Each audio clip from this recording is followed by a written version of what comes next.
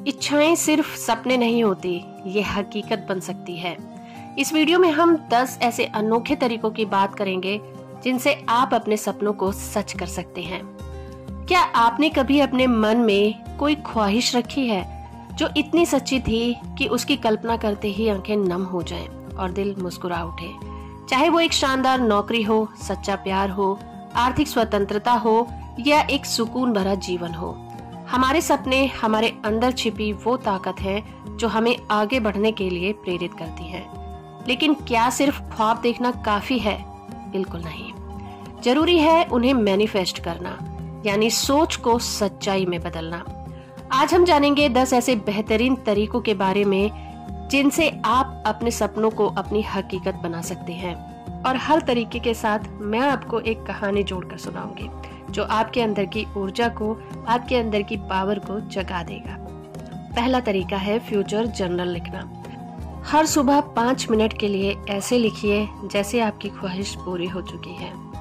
रुचि एक टीचर थी जो हमेशा विदेश में पढ़ाना चाहती थी। उसने रोज अपनी डायरी में लिखा, आज मेरी क्लास में फ्रेंच बच्चे थे, मैं उन्हें हिंदी में भारत की संस्कृति सिखा रही थी। 6 महीने में उसे पेरिस के एक स्कूल से ऑफर आ गया। वो कहती है, शायद मैंने पहले ही वो जिंदगी जी ली थी, बस अब वो हकीकत बन गई है। दूसरा तरीका है विजन बोर्ड बनाना। आप क्या पाना चाहते हैं, अपने लक्ष्य से जुड़ी तस्वीरें इकट्ठी करें, शब्द और कोट्स का कोलाज बनाएं और उसे रोज देखें, बिल्कुल आकाश की तरह। आकाश ने अपने कमरे में एक बोर्ड पर BMW कार, IIM का लोगो और एक छोटा सा घर जो समुद्र के किनारे था, इसका विजन बोर्ड बनाया। 10 साल बाद जब वो पहली बार गोवा वाले अपने घर में BMW लेकर पहुंचा, उसने कहा, मैंने इसे देखा था, फिर जिया था और अब जी रहा हूँ। तीसरा तरीका है एक्ट एज इफ। इसका मतलब होता है जैसे वो चीज हो चुकी है वाली सोच अपनाना। अपने लक्ष्य को ऐसे जिएं जैसे वो पहले से ही आपका है, बिल्कुल प्रियंका की तरह। प्रियंका एक फैशन डिजाइनर बनना चाहती थी। वो हर दिन खुद को डिजाइनर प्रियंका कहती, इंस्टाग्राम पर डिजाइन्स पोस्ट करती और खुद को वैसी ही फीलिंग देती। और इसका रिजल्ट ये हुआ कि 2 साल में ही उसके डिजाइन्स मुंबई फैशन वीक तक पहुंच गए। चौथा तरीका है रेपिटेशन रिचुअल, जिसे हम 555 टेक्निक कहते हैं। 5 दिनों तक दिन में 55 बार एक ही सकारात्मक वाक्य लिखें, बिल्कुल रोहित की तरह। रोहित ने लिखा, मैं अपनी पसंद की कंपनी में जॉब पा चुका हूँ। वो 5 दिन तक हर दिन 55 बार इस लाइन को दोहराता था और लिखता था। चौथे दिन उसे एक इंटरव्यू कॉल आया और 2 हफ्ते में ज्वाइनिंग लेटर आया। वो अब इसे मेरी पेन की ताकत कहता है। तो पेन में बहुत ताकत होती है और ये टेक्निक बहुत ही कारगर है। जिसने भी अपनाया है उसे सफलता जरूर मिली है, तो इस टेक्निक को आप जरूर आजमाइएगा। 5वां तरीका है इमोशनल मैनिफेस्टिंग, जिसे कहते हैं भावनाओं से जोड़ना। कल्पना करते समय उस भावना को महसूस भी करना होता है, सिर्फ कल्पना करना ही काफी नहीं होता। जैसे कि खुशी की फीलिंग को महसूस करें, गर्व महसूस करें, बिल्कुल नम्रता की तरह। नम्रता रोज खुद को एक टेड टॉक देती हुई सोचती थी। लोगों की तालियां, खुद के आंसू, एक संतोष भरी आह। 3 साल में उसे टेडेक्स आमंत्रण मिल गया और उसने वही स्क्रिप्ट दी जिसकी वो हमेशा कल्पना करती थी।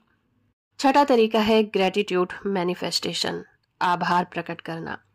हर दिन अपने आसपास मौजूद अच्छी चीज़ों के लिए आभार प्रकट करें। आपकी ज़िंदगी में जो भी मौजूद है, आपकी ज़िंदगी को जो भी चीज़ें आसान बनाती हैं, आपकी हेल्प करती हैं, उस हर चीज़ के लिए आप ग्रेटिट्यूड फील करना शुरू कर दें, बिल्कुल अर्जुन की तरह। अर्जुन की ज़िंदगी में सब उल्टा चल रहा था। फिर उसने एक ग्रेटिट्यूड डायरी बनाई और उसमें उसने लिखा, मेरे पास एक घर है, मेरे पास छत है, एक परिवार है, कोशिश ही हिम्मत है। धीरे धीरे सारी चीजें सुधरने लगी। अब वो कहता है कि शुक्रगुजार होना भगवान से रिश्ता जोड़ना होता है। 7वां तरीका है गाइडेड मेडिटेशन, ध्यान के साथ कल्पना करना।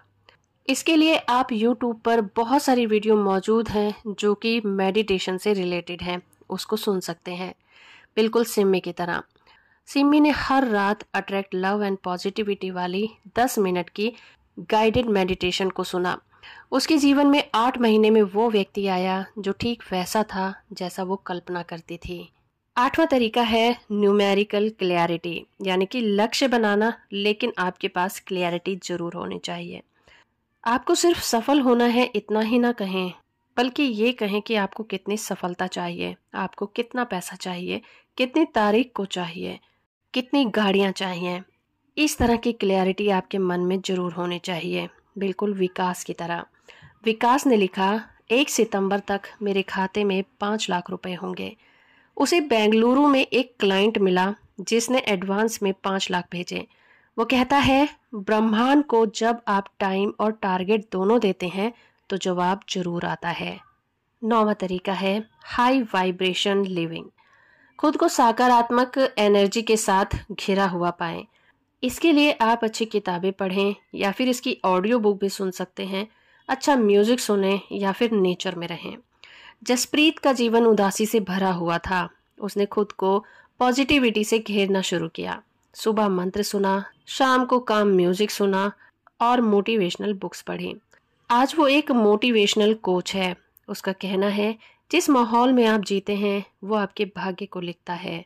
10वां और आखिरी तरीका है फॉलो द साइन, यानी कि जो संयोग होते हैं आपको उन पर ध्यान देना है। जब कोई अवसर या संदेश या इंसान बार बार दिखने लग जाए तो उसे संयोग नहीं मानना चाहिए।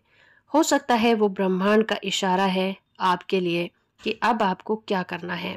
आप इसे पहचाने ठीक अनुजा की तरह। अनुजा को हर जगह यात्रा शब्द दिख रहा था, इंस्टाग्राम पर, किताबों में, बसों पर। जिसके बाद उसने ट्रैवल ब्लॉग शुरू किया और 1 साल में ही वो फुल टाइम ट्रैवलर बन गई और आज उसके 3 लाख फॉलोवर हैं। तो दोस्तों, आपकी इच्छाएं सिर्फ ख्याल नहीं हैं, वो आपके भविष्य का बीज हैं। अगर आप उन्हें सही सोच, सही एनर्जी और रेगुलर प्रैक्टिस के साथ सींचें तो ब्रह्मांड उन्हें फल बनने से कभी नहीं रोकेगा।